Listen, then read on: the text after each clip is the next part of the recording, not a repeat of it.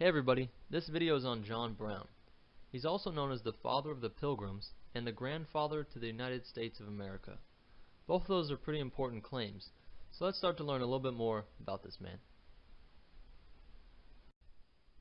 Alright, I know everybody hates background information, but you really do need to understand more about the world that Robert Browne grew up in. And that starts with understanding part, at least, of a period called the Reformation. Now, the Reformation was a complete overhaul of the way of thinking, a Renaissance period, a transition from Renaissance to the Age of Reason. Really, this is a transitional period. At this point, the Catholic Church is the most powerful institution in the entire world, with the Pope, of course, being the most important man in the world. This is true, like I said, to the Middle Ages, Renaissance, and it's still true to some extent today for the 1.2 billion Catholics around the world. To understand why it's important to American history, to understand why it's important to English history. And that starts with looking at Henry VIII. Now, Henry VIII is considered by a lot of historians to be just a spoiled brat. He's prone to violent outbursts, and when something doesn't go his way, he just attacks whoever is trying to oppose him or not giving him whatever he wants. Most notably with his wife, Catherine of Aragon. He was upset that he didn't get an offspring from Catherine of Aragon, and they were married in 1509 but divorced by 1534. Problem is, the Catholic Church doesn't allow you to get a divorce. So Henry VIII, after petitioning the Pope over and over again, keep getting denied, he decided he was going to make his own church, and in 1534 founded the Church of England. A Church of England official approved of the divorce from Catherine of Aragon, and the Church of England has been in place ever since. Now, at the same time, in the background of all this, Martin Luther is starting his own Protestant Reformation back on mainland Europe with his 95 Theses. He posted up his 95 Theses in 1517 in response to the practice of purchasing indulgences, certificates that can free one from their sins. These are pieces of paper that are signed by the Pope, who is the highest Catholic authority in the world in direct contact with God. So people assume that he had the authority to forgive you for your sins. I mean, if the Pope says it and it's approved, it must be true. Martin Luther, however, thought that this was a gross exploitation of people and of the church's power. Here's a picture of Henry VIII on the left and Catherine of Aragon, just to show you what they look like. See that the church's prominence is everywhere. They're both wearing crosses. Catherine of Aragon's is a much larger jeweled cross, and you can still make out a cross pendant around Henry VIII's neck there. And just so you can understand how severe the issue of offsprings were and how unlucky the couple were, here's a list of all of the children of the couple. You see the first one died stillborn, second one lived 53 days, third one was stillborn, lived only a few hours, next one lived only a few hours. Mary the First, who ends up coming back and plays a big part, maybe I'll do a video on that in the future. She's the only surviving child, and the last child, again, lived only 7 days. So really only one child that comes out of this marriage here, and a woman. So for Henry VIII, a very important issue for Henry VIII.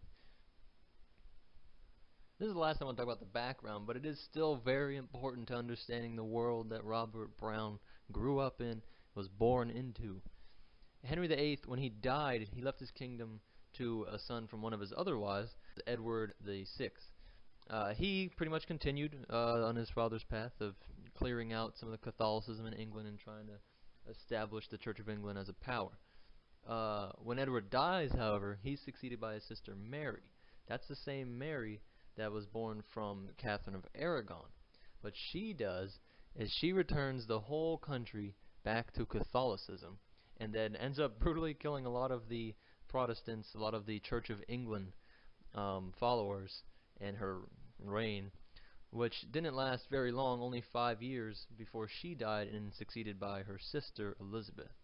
Elizabeth is the one who finally solidifies England as a Protestant state and continued the Church of England, which, as I said before, is still around today. Alright, finally the moment you've all been waiting for. Robert Browne is born in the year 1550, like we just said, in a religious turmoil started by Henry VIII. Robert Browne is born in Rutland, England, shown here, little city, right on the northeast-ish part of England. You can see London there on the bottom right, just as a point of reference. He attends Cambridge and gets his degree from Corpus Christi College at Cambridge in 1572, which he's allowed to become a preacher and teacher. At Cambridge, he meets fellow religious revolutionary Robert Harrison. Now, he's going to be a very important figure in a couple slides to come. After graduation, Robert Browne enters the workforce, and he's quickly offered several positions as both a lecturer and a preacher. He ends up taking some of these jobs, but he never keeps them for very long. And while in those positions, he starts to learn more that he really resents the Puritan ideas of Reformation from within. The Puritan thinkers of this time were in every form of intellectual life. Really, they dominated Cambridge itself. And they wanted to reform the Church of England slowly. This gradual process, they hoped, would avoid a lot of the violence that the previous decades had seen with the changing back from Catholicism to Protestantism. And so the older ones wanted to avoid that kind of violence, whereas Robert Browne thought the only way to have a righteous religious community would be to completely leave the Church of England. So he did, and Robert Browne became the first seceder from the Church of England in 1581. He started his first church in Norwich, England, and a really interesting story illustrative of Robert Browne is when his brother, who also wanted to be a preacher, had secured for both of them licenses to preach, because at the time you needed a license from the Church of England to legally preach. And this whole idea that you needed to appeal and have the authority of another man to allow you to preach the Bible infuriated Robert Browne. So upon receiving his license, he just burnt it, set it on fire in front of his brother, who was very troubled and dismayed. Not surprisingly, Robert Browne was quickly arrested after doing this for preaching without a license. But now Robert Browne has officially separated from the Church of England, and he went on to found the Brownist Church in Norwich, England, seen there on the eastern coast of England. But he didn't do it alone. Robert Browne had the help of his college friend, Robert Harrison, and they started to attract a lot of Dutch craft workers. The Dutch were immigrants who were mostly, poor working class people who were open to the new message of Browne. Browne wanted his church to follow a model that was similar to one in the New Testament, which is when Christianity was still a startup faith, before it had been tainted, in his view, by the politics inherent to any large-scale operation. The Brownists believed in congregationalism as opposed to bureaucratically entrenched centralism. Not surprisingly, he's doing all this illegally because he doesn't have a license to preach still, and he's just openly preaching in a church. So he gets arrested several times in Norwich, and spoiler alert, he's going to continue to get arrested throughout his life. Well, the arrests get the best of Browne, and him and Harrison move their church and most of its followers to Middelburg, Holland, in the Netherlands in 1581. Scholars believe he selected the location of Middelburg, Holland, because it already had a popular culture of Reformation. It already had an air of anti-establishment. Famous people like Thomas Cartwright, who was a Puritan preacher, lived there and had a big following. But instead of Browne trying to befriend Cartwright and the people of Middelburg, he instead acts like the new guy in prison and just attacks the biggest name he can find. After only being there for a year, Browne and Harrison publish a book which showeth the life and manner of all true Christians, and his major work, A Treatise of Reformation, in the year 1582. As you'll see in the next slide, Browne is not exactly good with selecting titles of his book. So I thought this was comedically important to understanding the character of Robert Browne. He's not exactly good at picking titles, if showeth wasn't proof enough. The actual title of Treatise of Reformation, which is what we've shortened it to, is actually called A Treatise of Reformation, without tarrying for any, and of the wickedness of those preachers which will not reform themselves and their charge, because they will tarry till the magistrate command or compel them. He's a man of many words, but this book was really important It formalized Robert Browne's ideas of congregationalism and subsequently became the text that inspired all other congregationalists. People that believe that churches should be in charge of church matters and that central authority within a church inherently leads to corruption. Well, this obviously outraged the Church of England officials, which are the larger established church, who do have a centralized authority. The book was immediately banned, and the Church of England passed a proclamation in 1583 that made the buying, selling, or possession of books written by Browne and Harrison punishable by death. It's funny to think that intellectual and religious thinking at this time is so entrenched and closed-minded in certain establishments that they treat ideas like we treat dangerous drugs, except even we don't kill drug dealers. This resulted in the duo being required to hide out in Holland, but back in England, the church was enforcing their proclamation, and two of Browne's original church members back in Norwich were found selling the Treatise of Reformation and were then tried, found guilty, and hung. Think about what this says about how desperate and annoyed and afraid the Church of England is with separatists like Robert Browne, that they are hanging people just for being associated with these ideas. These are just normal people who were selling and agreeing with the Reformation ideas of Robert Browne, and they end up getting hung.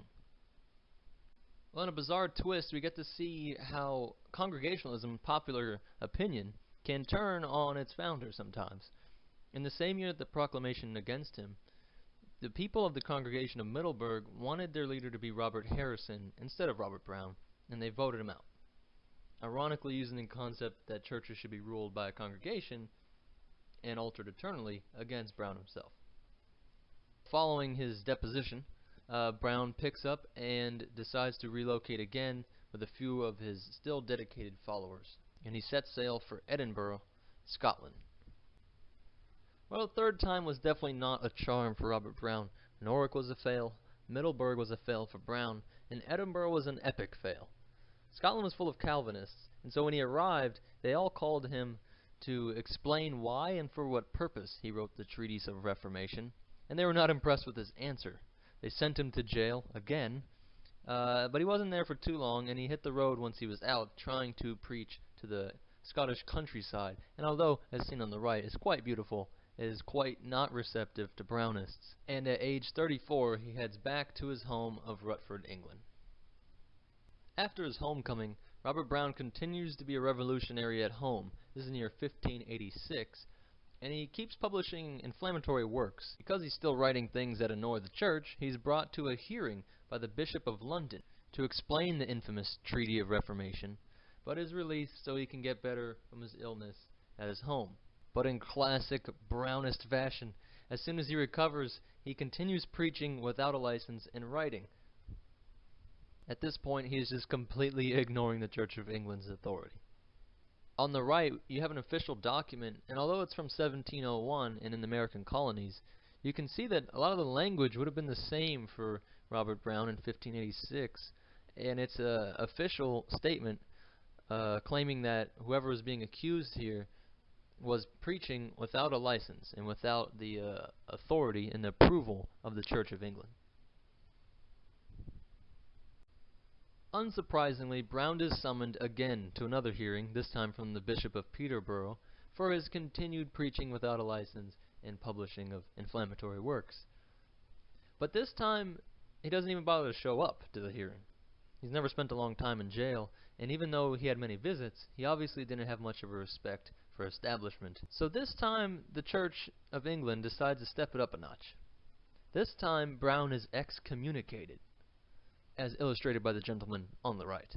And this has an effect I think very few would have predicted, that this pioneer of religious self-determination would now be pleading and begging the establishment of the Church of England to revoke its excommunication, and he was even willing to recant all of his previous teachings, including the infamous Treatise of Reformation in 1582. The Church of England agrees, but he's forced to regular attendance at a designated Church of England approved establishment, and for recanting all of his previous works throughout his entire life, he is given a position teaching at St. Olave's Grammar School. Well, I hope you were questioning whether if he really was tamed or if he just went underground, not as a Def Jam poet, but as a preacher, and still kept his separatist teachings alive. I mean, why recant? I mean, the obvious reason is that he wouldn't go to jail, making his 32nd time in jail his last, and would allow him to live a normal life and make a normal wage. But it does seem a little out of character for this lifelong revolutionary. Interestingly, while he was working as a teacher and trying to win back the Church of England, a Brownist congregation was discovered in a nearby town. 4 people there were from the congregation at Middelburg in Holland. They were all arrested, and although nobody could prove Browne was still involved in the separatist movement, it at least showed that his movement would carry on even if the founder could be put back under the thumb of the Church of England. But what happened in the years of 1615 to 1626 only helped to promote conspiracy, because in these years he started to slip back into separatist preaching, even at Church of England approved sites, which leads many to believe that he never really truly recanted. It's just that he had to outwardly to try and fit into the society that he wanted to be a part of. Well, the mystery of Robert Browne and obviously his influence would continue long after his death. The man himself passed away on 1633. I wanted to show you this plaque erected by some Congregationalists in 1923, which alludes to a very strange story when it says, "Among many things obscure."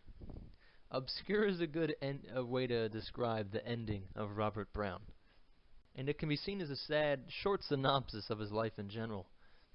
The elderly rebel, this time 83 years old, got into a fist fight with his godson over the amount of money that should be collected from an estate of his birthplace, essentially on the amount of rent that should be collected. He struck his godson, and who was also the constable at the time, and was arrested. On the court hearing related to the attack, Browne was so combative that he was immediately thrown into jail, where he became ill again and died at the age of 83 behind bars. Such a weird ending to such an important man in world history and English and American history in particular. Robert Browne is so important to history because he was the first to separate from the Church of England, and in doing so he ushered in an age of English Dissenters, each of whom would help to create a culture of ignoring the established authority of the Church of England. This concept of self-determination and small, localized control would prove essential to the future founders of the United States of America.